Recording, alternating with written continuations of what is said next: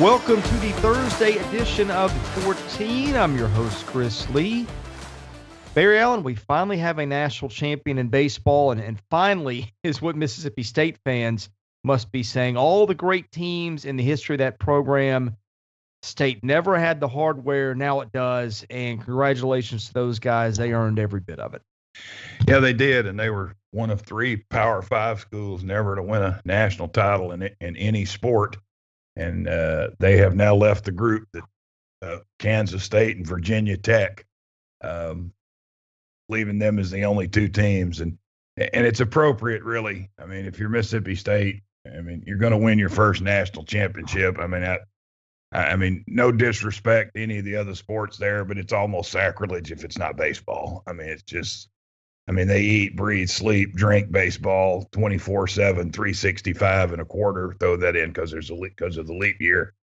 I can't imagine, them being any more happier for anybody else than the baseball program finally winning it. And I mean, you could just see it last night in their, the passion of their fans and, the celebration in the stands and just the overall enthusiasm, for the team. And it's hard too when they hit the 2 home runs in the 7th and it's 9-0 and you got to try to stay focused for 3 more innings. I've been in that situation where you're burying somebody and you're just like, God, hurry up, let's get this over with.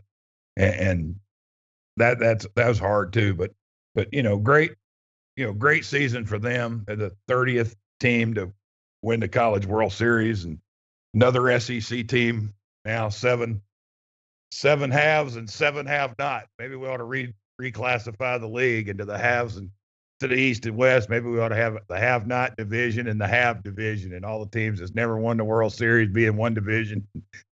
But pretty even 7 out of 7, including Missouri, who won it before they were in the SEC many moons ago. But just a great year. Quality pitching in Omaha. The thing I took away from more than anything else is how they played 7 games and didn't make an error. That to me that blew my mind the whole week and 2 weeks actually. But well deserved. Really good team and great coaching and pushing the right buttons and they're the best team in college baseball this morning. I've had trouble sizing State up at times. One of the issues I had that had me maybe not believing at times was run differential. I like to look at that. I think that tells me a lot about your team. If you add in the conference tournament, State was 0 against SEC teams this year coming into the College World Series. Now, having looked back on it, that team clearly, I think, was not invested in playing in Hoover. I don't say that judgmentally. Sometimes coaches do that in order to get their kids rested and primed for the next event, which is the one that matters. And let's also go back a few years, okay? Like I saw State in 2018. They played Vanderbilt to open the season. Vanderbilt takes 3 of 3 in Starkville. That season ends in Nashville with State taking 2 or 3 in the Nashville Super Regional. That program now, and you saw with Vanderbilt used to be the team that would blow through the regular season and get to the postseason and not play its best ball. Sometimes a lot of great coaching, and Chris Lemonis, in my mind, is a top 5 coach in college baseball. I wonder if there wasn't a method to the madness all along. And I also go back, and this is the thing that I still can't make sense of. How in the world do those guys lose 2 or 3 to Missouri and Starkville? That was another little confusing thing along the way. But here's what I'm getting at. You mentioned how they played errorless defense in Omaha. The timely hitting was there. I thought they got what they needed out of a number of arms. A lot of baseball, Barry Allen, is setting your guys up and having them rested and peaking for the postseason. So all that to say, I wonder if some of the doubts that I had about State, not that you didn't know they couldn't be good, I wonder if there was a method to the madness in just getting this set up for the postseason and having your guys fresh and ready, because, man, that's sure how it played out. Yeah, a lot of teams, I don't want to diss on the SEC tournament, but it has its pluses, and there's many of them, and it also has its minuses. in that. It just, it's a beat down week for a lot of teams that, you're not going to, if you go into the SEC tournament knowing that you got to win it to get into tournament, NCAA tournament, it can be a beat down for you. And if you're a team that goes in there like Mississippi State did this year, and you're like, you know what, we don't really have to win this, and so you have the option of saving your best guys. Jim Wells did that a lot when he was at Alabama. Rod Delmonico did it in 2001. Tennessee went to the College World Series and were 2-out in Omaha. I mean, they went 2-out, and he didn't use Wyatt Allen at all. His number one first round draft pick in 2001. Wyatt Allen didn't throw a pitch in Hoover, and Tennessee lost on Wednesday and lost on Thursday. And Thursday night they were home, and they recharged the batteries and refocused, and they go to Omaha. And I think that, and I read and saw some things when Mississippi State was run ruled. They used Smith in game 1 and McLeod pitched in game 2. And I'm not sure if they'd have won game 1 if McLeod would have pitched it all, but I think they figured, well, let's go ahead and at least look like maybe we're trying to win this thing. And I read when they got home Thursday afternoon, he kind of told them that he didn't want to see anybody for like 3 or 4 days. I don't want anybody around. Get away, go do something. I want you to do anything non-baseball related. He didn't want them like picking up a ball, coming over there. He said, just everybody, nobody come here. Just go away, get away. And maybe sometimes that 2 or 3 days away kind of recharges the battery. I think, some of them went fishing, some of them went home, some of them went to the, long weekend at the beach or the lake or whatever. And sometimes that's just a good thing. And that's why that tournament's not always the biggest and baddest thing for people, because, it can be a grind. It can be a beat down that week in Hoover, and it can affect you in the postseason. It can really affect you. Maybe it did Arkansas this year. They played every day and won it. And they're not in Omaha. And, Tennessee played every day and lost the finals, but got to Omaha. But sometimes that tournament can affect you, in the next couple of weeks. And it's not always the best thing, to do, to stay there as long as you can. And I think that was probably a key thing for them. They lost to Missouri 2 out of 3. They were 2-out in the SEC tournament in 2 run rule games. So obviously there was like 2 or 3 innings in games they didn't even have to use any pitching. And I think it got them home, and it recharged their batteries, and it retooled them, and they could focus on the task at hand. And then they ran through the postseason just like they belonged. And you and I swapped the text last night. We're watching the game last night, and Mississippi State, you're looking at them, and Mississippi State is, you see on their face, we're going to kick their tail. And you look at Vanderbilt's dugout, and you look at their face, and you look like, well, we hope we can win. And there's a huge difference.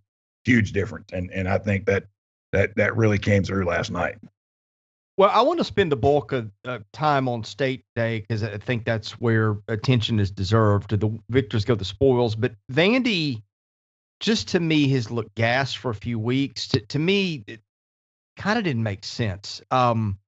You would look in that dugout, you would watch the way they played. It just didn't seem like they had much left. Now, look, when you've got Rocker and Leiter and Luke Murphy and Nick Maldonado, that covers over a whole lot of stuff. But I think in the end, the weaknesses were louder than the strengths the last 2 days. That's where this thing got settled. I think that the lack of experience, of health, Tim Corbin mentioned last night that Carter Young and Enrique Bradfield have been playing banged up, which we suspected. Again, this is not to take anything away from State, but you have to explain how a Vanderbilt team won 49 games, hit so well for most of the year, and just couldn't hit anything through most of Omaha. You have to kind of come up with an explanation for it. And to me, that's it. It just was, none of those guys had been there. I don't think they're used to the grind of the season. The injuries took their toll on their hitting and their pitching. And I think at the end, it was just a real grind to get as far as they got.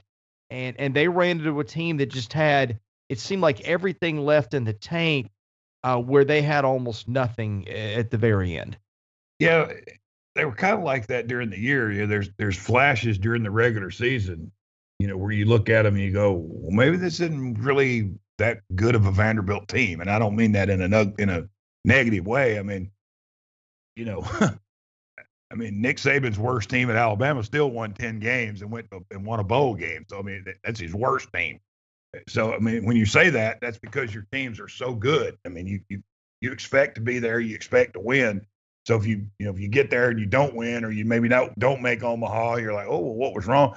You just kind of see this during the year, like, the Georgia series. They just didn't look good. I mean, Georgia handled them pretty easily. Could have swept them, probably should have swept.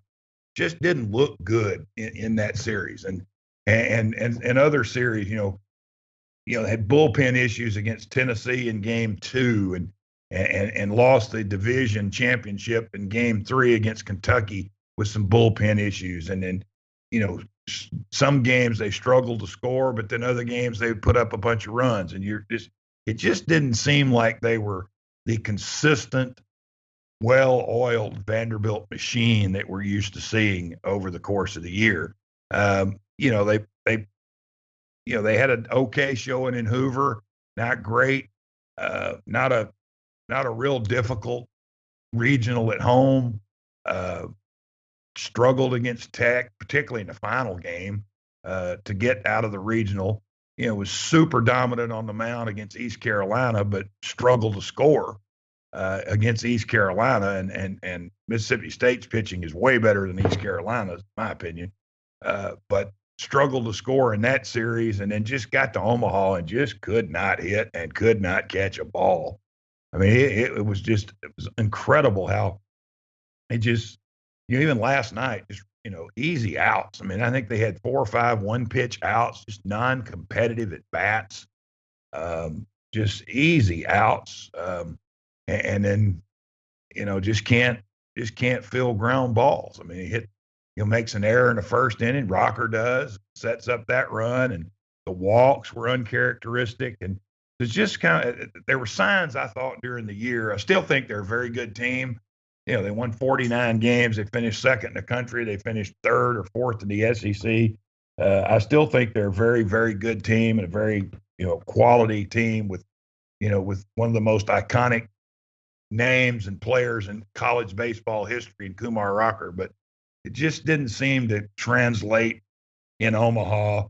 And then, in fairness to them, they just ran into a team that was just better than them the last 3 nights or 2 nights for sure. And just was on a mission that, it was, by golly, we've never done this and we're going to be the first. And I'm not sure if Vanderbilt had played their best games that it would have made any difference. I really don't. Yeah, I think the same thing. I think State, the way that it pitched, the number of arms it had available, pitching depth, frankly, just State had more of it. I think Vanderbilt's first 4 or 5 guys on the whole were better.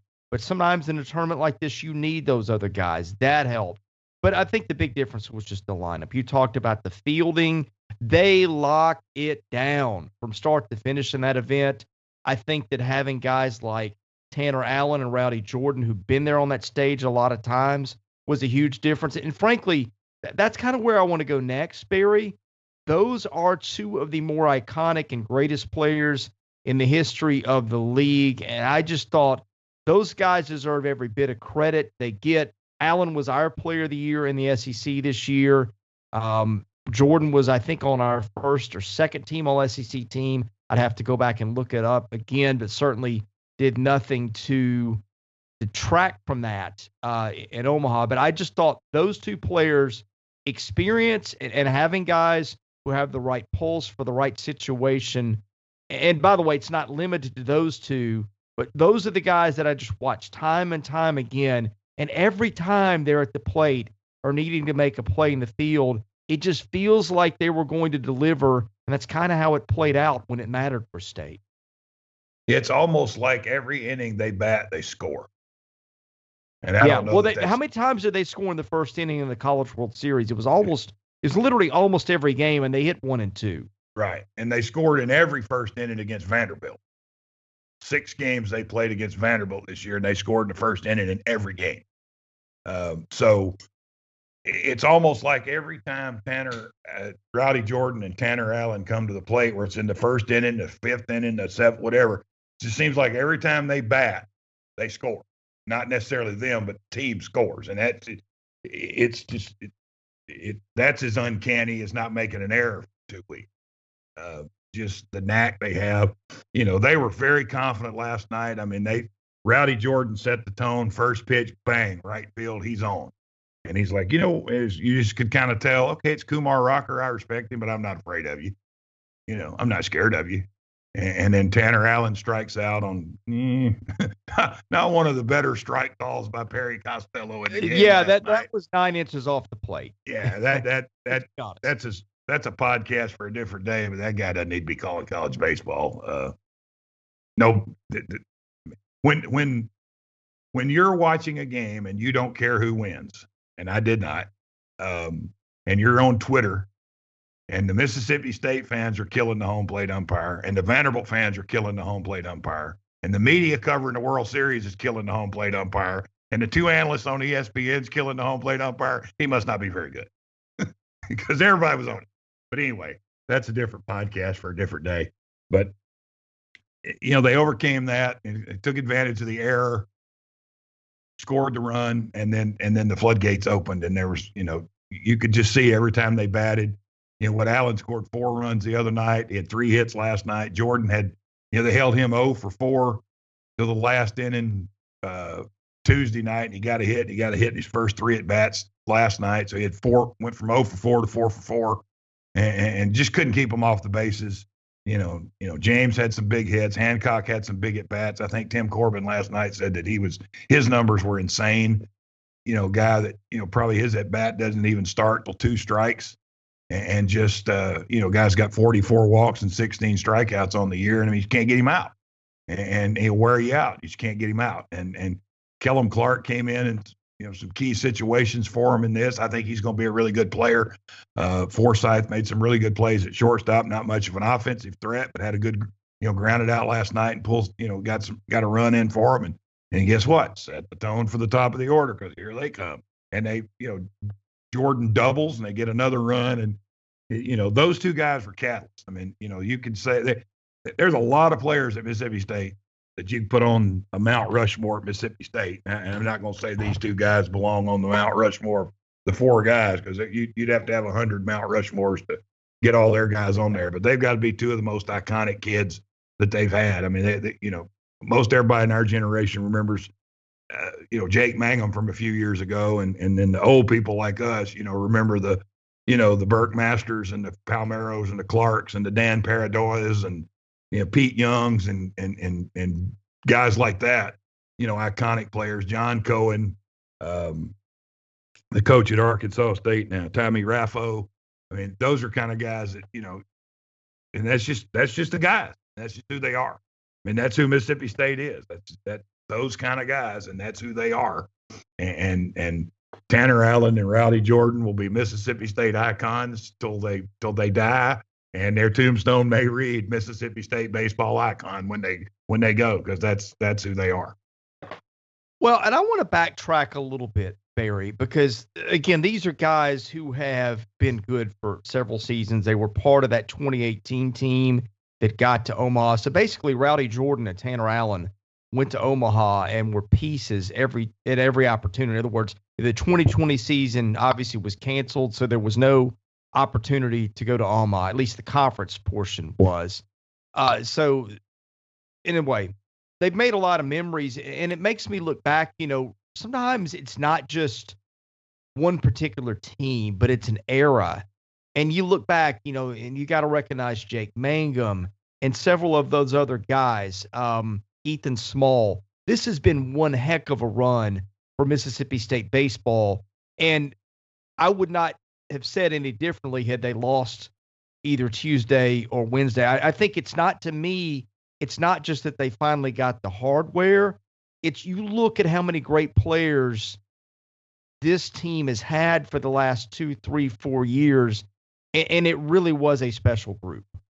Well, in 2018, they go to Omaha with Gary Henderson as the head coach in a tumultuous season where they fired the head coach 3 games into the year for some off-the-field issues.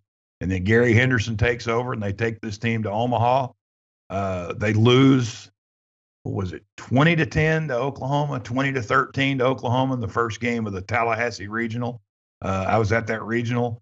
They lost that game, had to come back through the losers bracket. They're down 5-3 to Florida State in the ninth on Saturday, 3 outs away from going home. They get a rain delay that lasts 3 hours. Florida State's pitcher was just nails. Might have been even a lower scoring game than that. But after 3 hours, they brought him back, and they found a way to win. I think Jordan or Allen was responsible for starting the rally, and then, one of the greatest walk-off home runs in Mississippi State history, Elijah McNamee.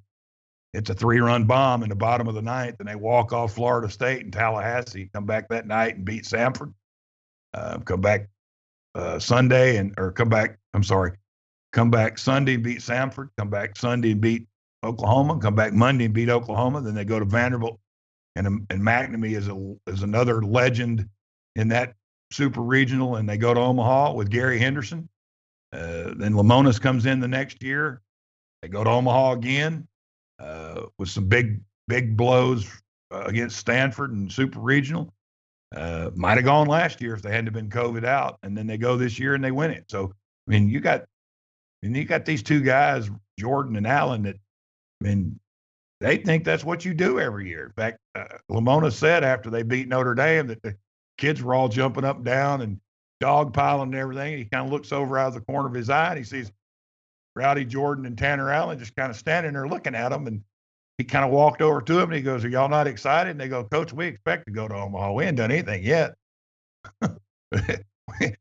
we always go to Omaha. We got to go win one now. And that's the kind of mentality they had. And you need that from leaders on your team. They're like, "Well, yeah, we're excited, but Coach, we've been to Omaha every year we've been here. That's what we do." And that's not it. We still hadn't accomplished anything yet. And you like guys that they're hungry, that they're never satisfied. They win, but hey, we still got to win another one. Tanner Allen last night said he's standing out there in the outfield in the seventh inning. He said, "I almost called timeout one time, just calm everybody down." He said, "Hey, we got 9 outs to go, man. This team could come back and score 5 runs just like we did." He said, "We got to calm this thing down and get this over with." He said, "I almost stopped the game and called everybody together." He said, "I didn't, but that's what you want. That's the leader you want on your team. You want a guy that he knows no matter the score, up 5, down 5, whatever, that he believes they're going to win, and he can rally the team together." And I think that's what those two guys did, just about as good as anybody they've probably ever had. Well, we've gotten this far, and we have not talked at all about Will Bednar and Landon Sims, who darn near threw a no-hitter. And that was the thing. That game was over once it got through 6, because you knew Sims was coming and just nobody hit him all year. And State had arms available just in case something got crazy there. So, State was in full victory party mode long before that was over. And a lot had to do with Bednar. Vanderbilt didn't get it got one fly ball to the outfield in the first 4 innings, and that was a pop-up that the shortstop caught. And then they started getting a little bit more air under the ball from the 5th on, but by that point it was too late. I just thought Will Bednar on short rest was fantastic. Again, that's going to be a pitching performance that's talked about for decades in Starkville. And then Sims came in and just did what he always does. Those guys were tremendous on Wednesday night. Yeah, he was not only tremendous Wednesday and Sims as well, but throughout the whole tournament. Those guys carried them. You mentioned, we mentioned the pitching, but Monday night, in the game that Mississippi State lost, they ran some guys out there that they know and trust and like, but probably not household names to the average Mississippi State fans or college baseball fans. And those guys kept them in the game and saved the bullpens for Tuesday and Wednesday. And then where Tuesday night, Vanderbilt did the same thing and ran some guys out there that maybe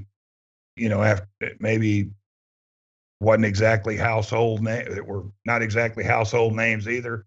And the lead expanded. And I think Mississippi State's, when you're talking about pitching depth, the bottom end of Mississippi State's pitching Monday night was way better than the bottom end of Vanderbilt's pitching staff Tuesday night, and it showed, and it allowed Bednar and Sims to shut that game down last night, 5 outs away from a no hitter. I honestly thought they were going to throw a no hitter. I mean, that was the only intrigue left in the game for me after the second or third inning. Is, I realized there in the fourth, I go, oh God, they don't have a hit, and I'm like, they may not get a hit.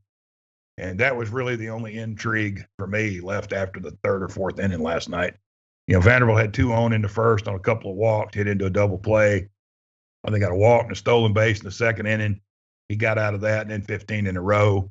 And then Sims gave up the base hit in the 8th, and he punched out his usual number of suspects in the game last night. And both of those guys were tremendous. They're the reasons. I mean, they're part of the reasons they won, but they were a big part of their bullpen or their pitching staff. Bednar deserves all kinds of credit. He's going to make a ton of money next week. Landon Sims was I think Tim Corbin said last night what he called him next level reliever. I mean, there's just something about him, and he's the pitching staff guy.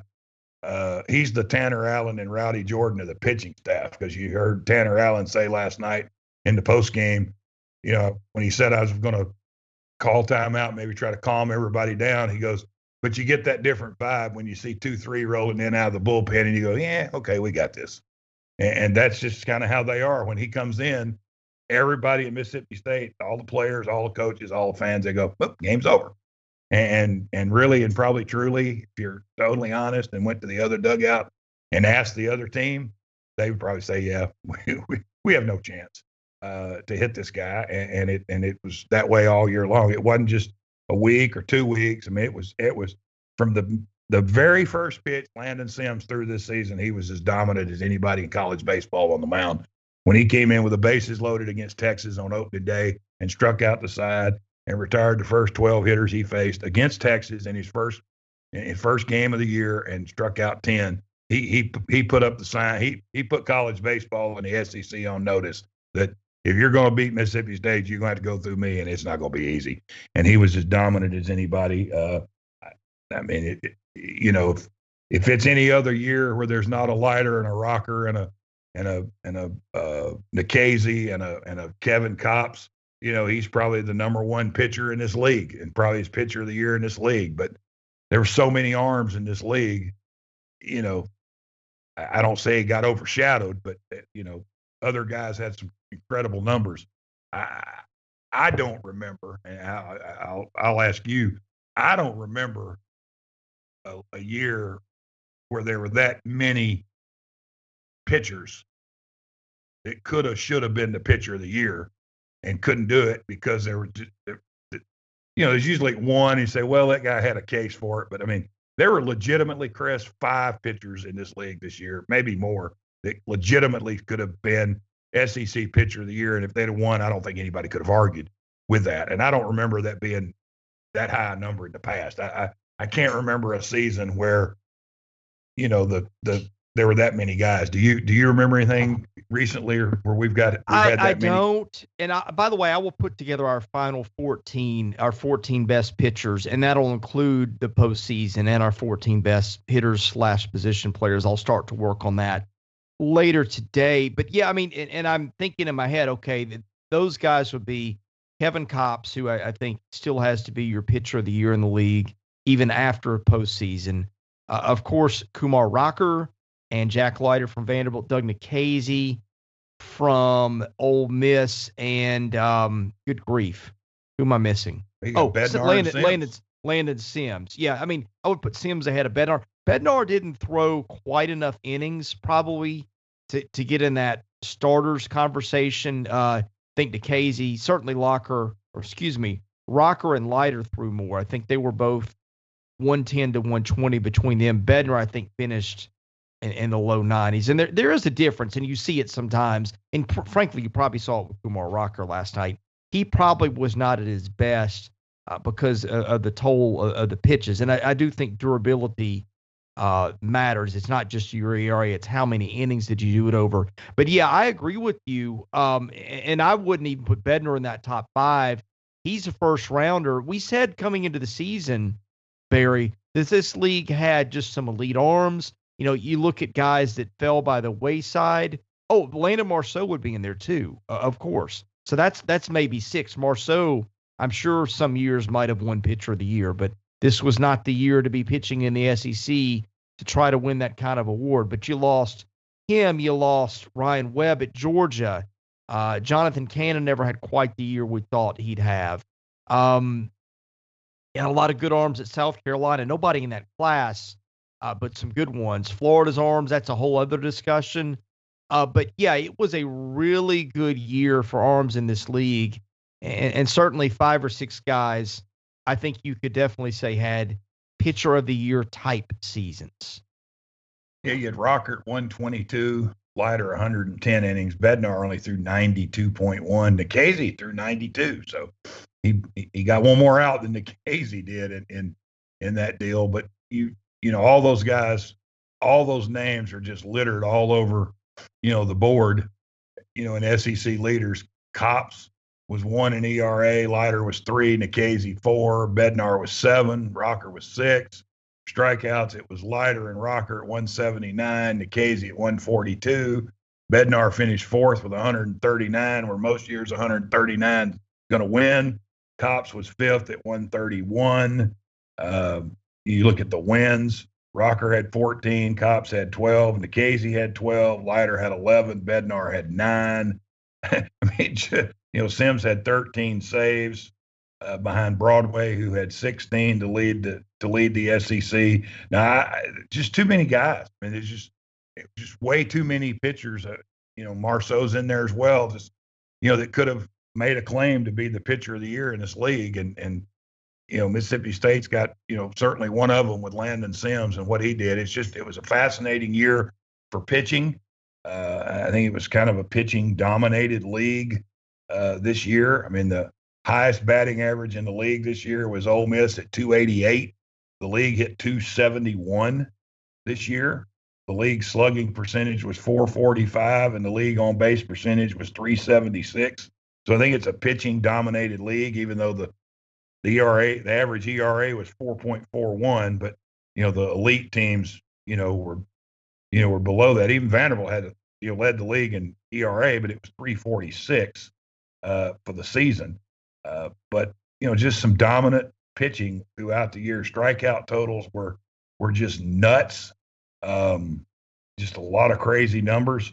Vanderbilt had 790. Mississippi State had 817. Ole Miss had 765. I mean, you got 3 teams with over 765 strikeouts, and Arkansas had 657, and they're 4th. I mean, just the strikeout numbers and pitching in this league was just incredible, and it's a sign of that. We're talking about 6 guys who had a legitimate chance to be pitcher of the year in this league, and hopefully we can replicate that next year. One other thing I wanted to mention, one thing that I'd said in my analysis of State lately was that I felt that the bottom end of that lineup had come on. What they get a big hit out of their number 9 hitter to get past Texas to get to the title series. But it was guys like Kellum Clark who struggled at times in the postseason, but that kid's got big power.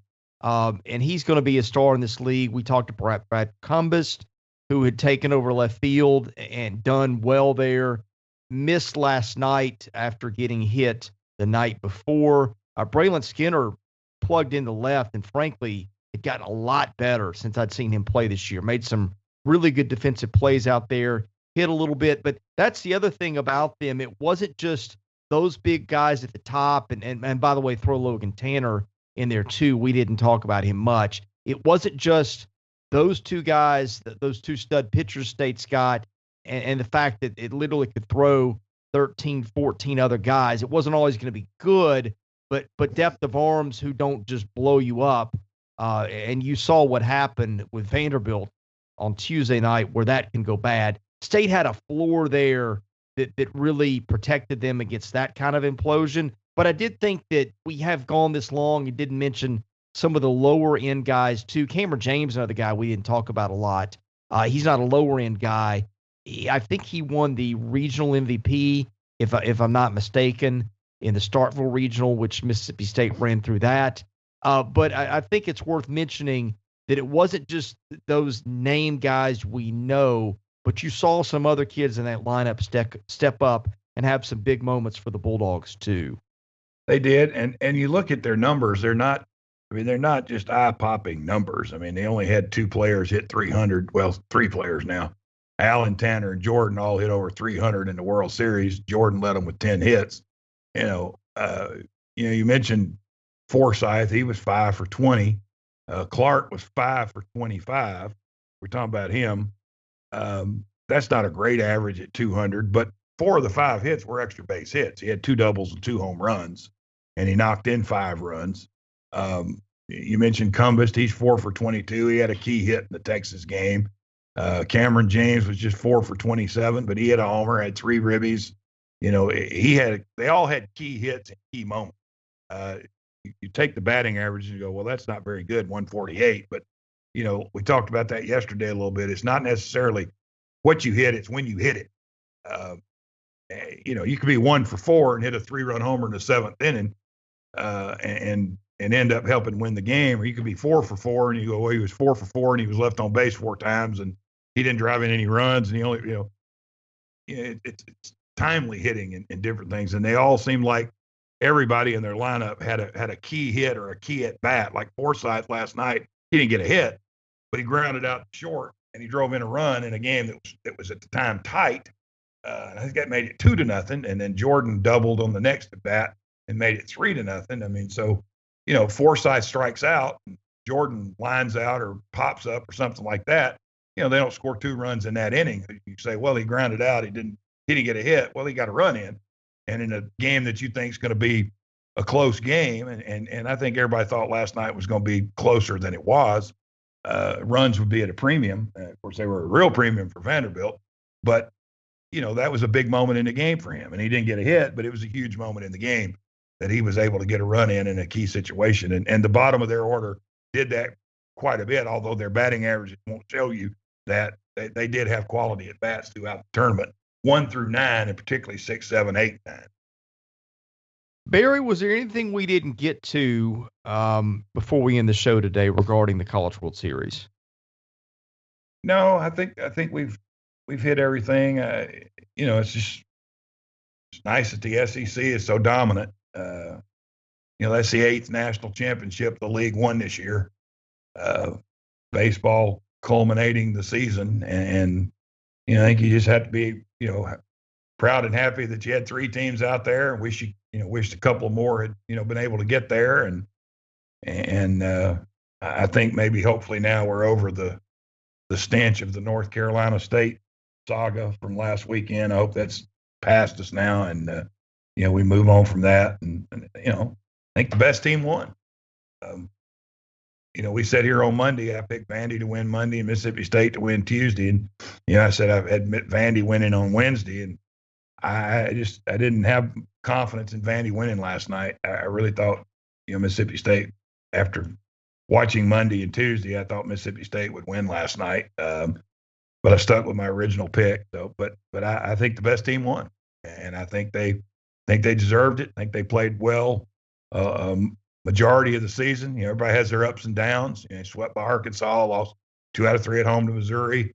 2 run rule losses in Hoover, but they woke up this morning the national champions, and nobody at Mississippi State in any sport's ever been able to say that. So, great job by them for persevering and staying with it and getting the job done.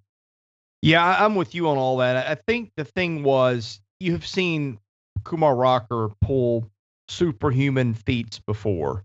And that was where their hope always was, right? You knew that if they were going to do it, it would have to be on the backs of Rocker and Leiter, and they went 1 for 2. And I'm not passing judgment on Kumar Rocker. Again, I think you have to look at the toll of the innings. Maybe if that's 2 more games later, it ends differently, although I think Will Bednar would like a word in that discussion too. But I don't think it really mattered, because when you're not hitting, you just can't go on that long. And it was going to end this way regardless. And I think you really started to see the cracks in the foundation again during this tournament for Vanderbilt, but especially on Tuesday night when it just seemed to all come apart at the seams. And unfortunately, if you're Vanderbilt, that script carried over into Wednesday, and that's how this ends. Yeah, the one thing to me, Rocker's going to be one of the most iconic names and figures in SEC baseball history. And he lost his last game. Okay, so what? I mean, the kid did more for Vanderbilt than anything. I mean, really in my eyes, I'm sitting here thinking as you're listening to you talk, I mean, it's like David Price. I mean, when you think of two of the most iconic names in Vanderbilt sports history, I think David Price and Kumar Rocker come up, and to show you how unfair and cruel this game can be, my opinion, the two best pitchers in Vanderbilt history, they both lost their last game. Kumar's happened to be in the national championship game. David Price's was in the finals of a regional, and they didn't even get to a super regional in 2007. David Price's last pitch at Vanderbilt was a game-winning home run for Michigan, a game-losing home run for Vanderbilt. And these are two of the most iconic names in Vanderbilt sports history. And nothing that happened in that game last night would change my opinion or your opinion, I don't believe, or anybody's opinion that this kid's one of the most gutsiest, iconic names in SEC baseball history. And when you start listing guys, he's going to be right at the top, near the top of the list. And in things that not only he did for Vanderbilt, but what he did for the league. And even in the game last night, I mean, I don't think anybody from Mississippi State thought they were going to score 9 runs in a game that Rocker pitched, and I think every one of them had the utmost respect for him. I don't think they were scared of him, and I think they had plenty of respect for him, and they had a plan, and they figured out how to get him out of the game in the 5th inning and win the game. And I've seen him a few times, and just didn't work for Vanderbilt last night. It was just Mississippi State was better, and it was a culmination of a lot of years of ending frustration in Omaha, and last night it ended, and now they no longer will ever be able to say we can't win the College World Series because they won it, and who knows, that might be the springboard for more to come. They may never win another. I don't know. They may win 2 or 3 more here in the next few years, but that's the first team that did it, and they'll be an iconic name and iconic team in Mississippi State history for as long as they play baseball there. The 2021 team won the national championship. And Jim Ellis on his broadcast last night said, we won it. And he said, when I say we, I mean we. We, the players, the coaches, all the former players, and all the Bulldog fans, this is our championship. They say this is our state on their billboards and advertising. This is our championship. We won the national, and it is. It was a we factor for them last night. It was a real good night for them. But nothing bad for Vanderbilt. Very proud of their season. Great effort and with some great kids. And I don't mean to diss Leiter. Not saying much that he's not iconic either, because he certainly is too. We'll never see a tandem probably like that ever again. And kudos to both of them for representing Vanderbilt and their families in the SEC in the way they did. And it was a great ending to a great season. Well, I guess let's close on a theme here. If you want to know how valuable elite pitching is, just look at the decisions that coaches make. You look back to Arkansas and how it lost the NCAA tournament, just riding Kevin Kopps over and over and over again until the dam finally burst. That's probably overstating it, but he gave up the one big hit and they're done. But you look time and time again how often coaches lean on those arms, how you're looking at starters coming back, you're looking at Vanderbilt advancing to this point, but because Stanford's Brendan Beck comes in late in the game to shut it down a few days after a start, pitched well for a while, and then finally it just fell apart for him in the night. You just see that theme over and over again. Now, State, I think, again, the difference was State had a lot of arms. They weren't necessarily great arms, but they were arms that you could pitch to spare some of their guys that fate. So I think pitching depth, when it's quality, doesn't have to be great, but just quality is a big thing, but it just was interesting to see how seasons ended in the postseason where a coaching staff ran that great arm out there for one last time and just maybe pushed it a few pitches too much. And Rocker last night certainly was not vintage Kumar Rocker, and that's just another case of seeing it in that way. Yeah, and you see that a lot. I mean, not just this year, but it's been, years and years. I mean, it ended well for South Carolina, but what they threw Michael Roth, it seemed like every game in their run in the World Series, and coaches get comfortable and they lean on kids, and they're very comfortable with, I trust him. The game's on the line. I'm going to put him in the game. I trust him because I know what I'm going to get out of him. And by and large, most kids are not going to tell you, Coach, I don't really feel good tonight. I mean, I don't feel like I got it. Nobody's going to tell you that. I mean, it took 3 times last night to get Bednar out of the game. And they were taking him out of the game, and you could see it come out of his mouth. No, you're not. And Chris Budden from ESPN is in the dugout relaying the story where Scott Foxhall goes down and talks to Bednar, and he goes, "Great job. We're going to take you out." And he goes, "No, you're not. I'm going back." And he kind of looks at him, and she said he walks back down and talks to Lamonis, and they come back and they talk again. And he goes, "I'm going back out. I'm finishing this game." And they let him go back. They were going to let him go back out. And then you get the home run and then the 3-run homer. And it's 9-0. And then I think he finally just got tired of fighting them and goes, "Okay, if that's whatever." But, Eduardo Perez actually said this in the broadcast. I mean, if you're in keeping with your theme, if you're a pitcher or if you're a parent of a pitcher and you're watching this scene right here, this kid wants to go in, but the coach is trying to take care of his future and get him out in the 6th inning. He said, you got to like that. He goes, he knows the kid wants to go back out there. And the easy thing be, hey, go back out there and finish your no-hitter, but, you could damage him, a little, maybe throws the next inning. He finishes the inning, but it's something, he hurts himself somehow or he overworks himself. And, they're trying to keep that. In that instance last night, they were trying to, get him out of the game and protect him because they knew they had the big horse in the bullpen that was going to get the job done. And they trusted him too. And so sometimes it's, it's easy to make a decision when you've got somebody else, that you can rely on. It's hard to take a guy out. This is my best guy. It's my best option. If we're going to win, I got to have this guy out there. And, didn't work for Price one year. It didn't work for Cops this year. You've seen other teams do that. They run the guy back out there for the 3rd time and it just, just didn't work. And it happens.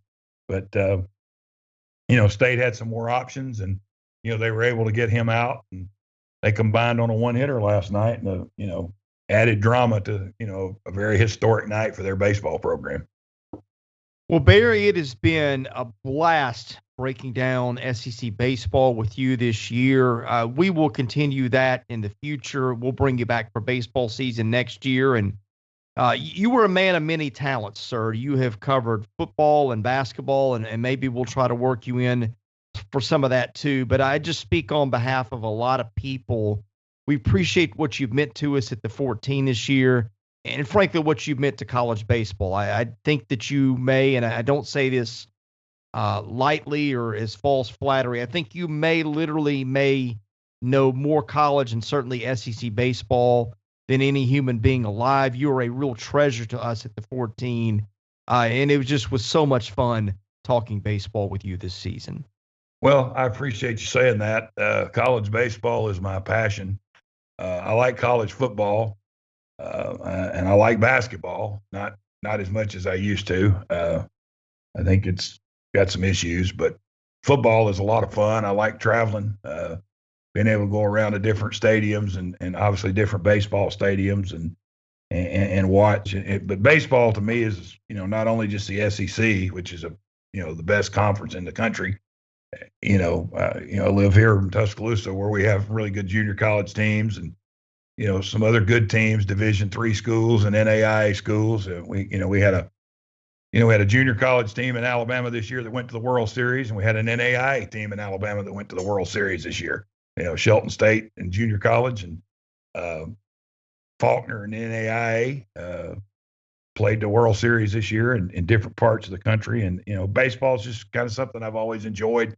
Always enjoyed going to the ballparks, minor league, major league, checking off stadiums and seeing different teams. And it's just, it's always kind of been what I've enjoyed doing. And I've, started following the SEC baseball when I got to college in the 1985 season.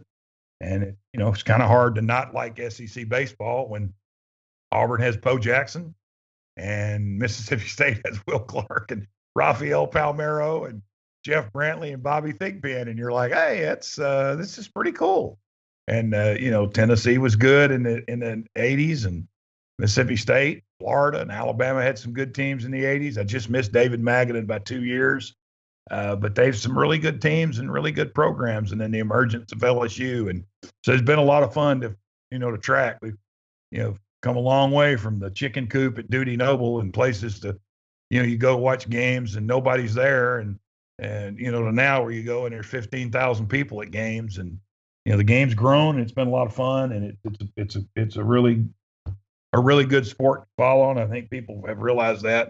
I think ESPN has helped that tremendously, televising the College World Series. I used to remember back in the day, the World Series would be on and some games would be tape delayed. Now they're all live and in prime time. And I think it's just grown into an iconic event in the sport. And, it's just kind of something that I've always enjoyed and kind of been my passion. And I hope I've been able to share some of that, to our listeners and our readers during the baseball season here. And I hope we've done a good job in covering all the teams and trying to be, fair and to the teams and give good analysis and share our opinions. And, maybe we ruffle some feathers here and there, and maybe we didn't, and just try to be fair and cover the game. And, certainly enjoyed this season. It's been one of the most fun baseball seasons that I can remember in a long time. Yeah, me too. Well, we'll be back next year. And again, I have a feeling you won't be a stranger to us. And I appreciate so much what you did for our site and the podcast. And I'll be wrapping up some stuff at the 14 with our baseball coverage again with the end of the season rankings for pitchers and position players. And then we're going to start football before long. That's around the corner. We will be full on into that before long. We'll take a little bit of time off maybe in the coming weeks here and there to recharge our batteries. The podcast will not be going 5 days a week during the off season, and we'll see how we proceed forward with that during the season. But in any case, if you're listening, tell a friend, please. We need to be heard, to stick around and to have an audience and those sorts of things. Be sure to rate, review, and subscribe and help us out there. Follow us on Twitter.